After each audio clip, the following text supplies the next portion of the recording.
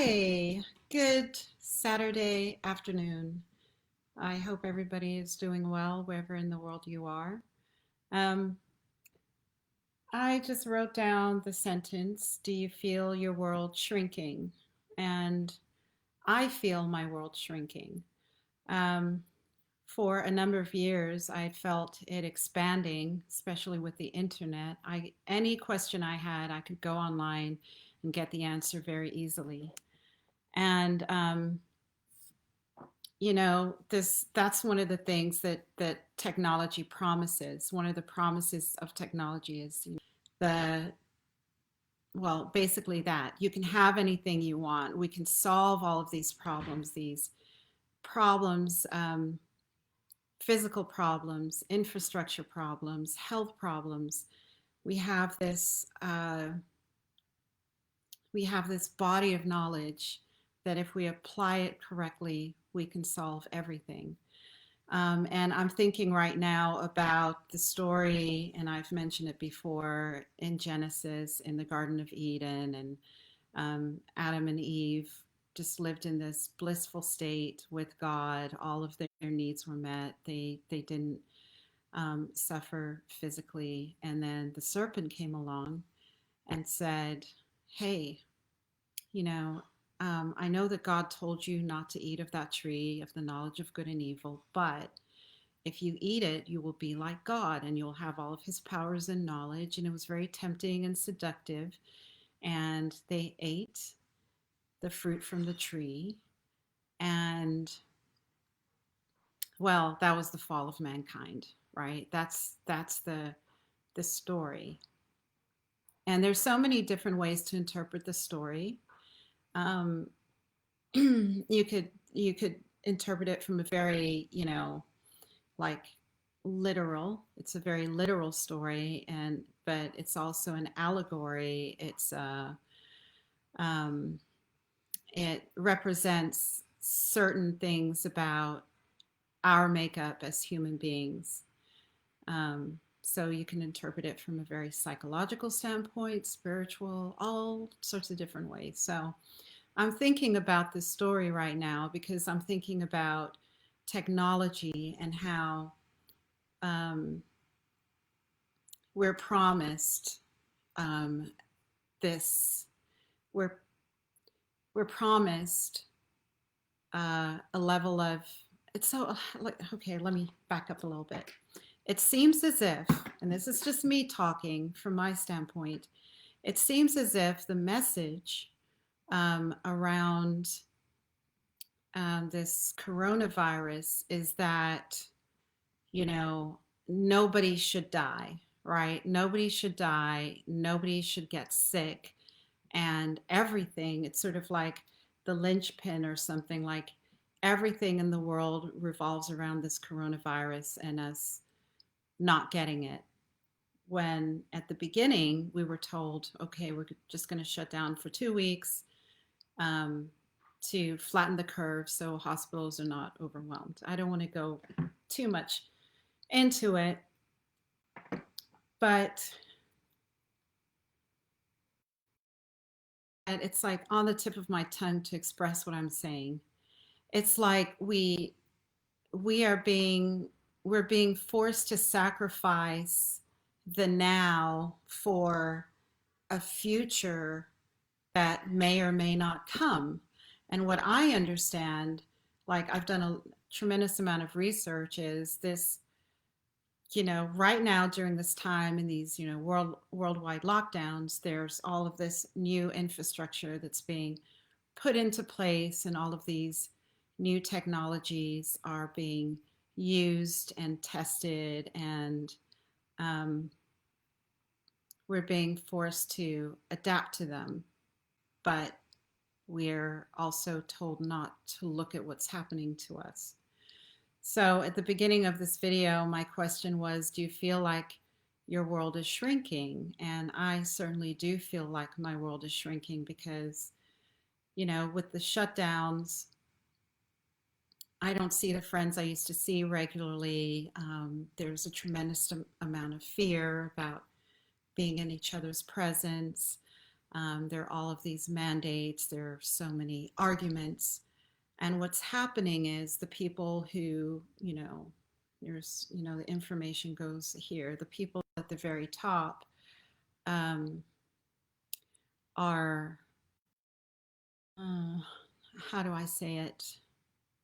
They're dictating to us what to believe in and what not to believe in now. Let's just put it that way. So I'm having fewer and fewer and fewer conversations because it seems every week or every 3 days, the list of, uh, the list of things that we're even allowed to think about, let alone discuss, is getting longer and longer and longer and longer. Um, and then there's this list of the list of things that we actually can talk about is getting shorter and shorter. So if we dare make a mistake and talk about the things on the no-no list, then automatically we're, labeled a conspiracy theorist. And it's just amazing. I'm watching how from one week to the next, a person can go from being a normal, regular person to being a nut job because they didn't keep up with the times, they didn't keep up with the lingo. So I guess they're not paying enough attention to what mainstream media is telling us about the nature of reality or what social media is telling us. So, initially with the World Wide Web and free access to information and any question being answered, and this, I had this sense of freedom and wonder and exploration. Um, Now and increasingly, it's like it's sort of like the walls are closing in, right? Closing in, closing in. And I've done videos. I've made other videos about the role of shame to control human behavior and the role of fear and hatred, the roles of fear and hatred to control human behavior. Um, so not only are we just on a massive, massive scale experiencing social isolation and depression and mental illnesses on levels that are just unimaginable because we can't just be normal. We can't be normal humans anymore, going about our business normally. Um, but also now there's this, like, the digital walls are closing in, and it's it's something that I'm thinking about. I'm not complaining about it. I'm just observing it because for me personally in my own life, yes, there are fewer and fewer friends that I talk to on a regular basis and fewer friends that I get to see um, in real life. But then again, I have this core group of friends and I'm actually making more friends that I'm getting closer and closer and closer with, and the quality of our conversations is just things on a much deeper level. I'm having these conversations about the nature of reality and spirituality, these very open, vulnerable conversations that I just never had before. And I feel like the world, it's like it's splitting apart, or I'll just say it's going like this, right? So, there are people who are having less and less fear and are feeling more and more freedom and opportunity and connection. And then there are people who, if the fear gets them, are going like this, down, down, down, down, down. And so their physical health is being affected, their mental health is being affected because they are not living life the way that they had. Now, I personally hope that all of this is going to be finished soon, done with, especially I know after the elections, the story is going to change like that. And I see, this is my belief, that experiencing, especially during the lockdown, this censorship where one week certain subjects are, fine to talk about, and then the next week they're taboo to talk about, is kind of training us. It's in training our brains into accepting, um, without question, living in a world that is constructed for us, and we're being trained into like switching, on the turn of a dime. It's almost like, I wake up tomorrow morning and there's this megaphone, and it's like, okay, citizens, from today and onwards, there are these subjects and words that are taboo, don't talk about them. And then everybody goes, okay. And then, and then maybe 3 days later, there's another announcement, or every morning there's another announcement. And we're just used to it now. Um, Beginning of the lockdowns for the pandemic lockdowns, at the beginning, many more people were resistant to this notion that from one day to the next, we just drop our beliefs. Everything that we know, hold true, everything that we've experienced, this whole body of information and knowledge that we carry within ourselves and within our culture, we have to stop believing what we've always believed. We have to start believing that what we know is true is false, and vice versa. At the beginning of the shutdowns, there was tremendous, tremendous resistance to that. And as the months have, gone by, more and more people just accept it. It's part of our culture, and we wait. We just kind of wait. Okay, what do I believe now?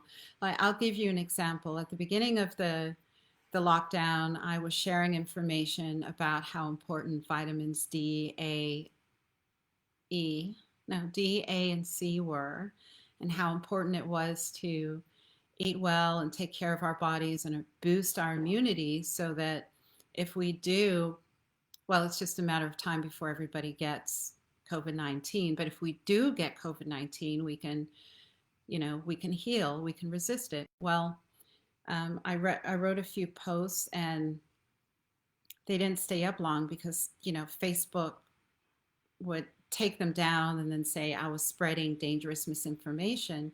However, about maybe 3 weeks ago, Dr. Fauci, there was, I saw a video and I saw articles, and he was saying, how important vitamin D is, and vitamin C. And he was saying the very things that I had been saying before, but for political reasons, it was okay for him to say it. So, okay, he said it, now it's true. If next week Dr. Fauci does a 180, we're expected to just fall right in line, just like that. And then anybody who says, hey, wait a minute, they're viciously attacked. So, as I was saying at the beginning, it's like the world is getting smaller and smaller and smaller. And if we take that, if we see it as whatever happens in the non-physical realm, some people call it the spiritual realm, or in the realm of thoughts, ideas, and emotions. If in this realm that you can't really quantify, but we can't quantify it, but we can qualify it. In the digital the world of thought, right? Our world, where it's getting smaller and smaller. Also, our physical world is getting smaller and smaller and smaller. I just wanted to share that and open up the conversation. And please feel free to give your feedback. Yeah, it's just this it's a polarization. So politically, we're polarized more and more and more and more, right? Religiously, in the world of thought, we're polarized more and more and more. I mean, it's just like one extreme or the other, because those thoughts and ideas and philosophies that used to occupy the middle, where most people actually live day to day, is being hollowed out. And we can take a look at and we can question who is hollowing out that middle ground where we're supposed to live.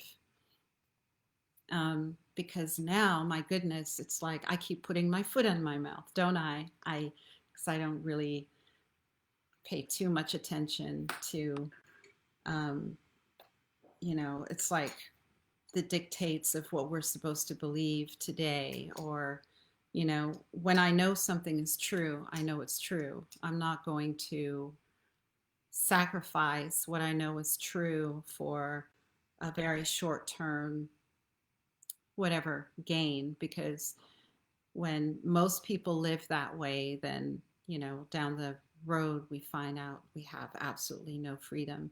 And then we even become afraid of the thoughts that just bubble up naturally inside ourselves. And then we don't trust ourselves because, a week from now, who knows, the authorities might tell us that we're having bad, evil, stupid thoughts, my goodness. So yeah, I just wanted to share that. Um, yeah, so the question is, do you feel the world shrinking? Or do you feel the world expanding? Or do you feel the world both shrinking and expanding? And I'll say, I feel it both shrinking and expanding. Yeah. Okay, that's that.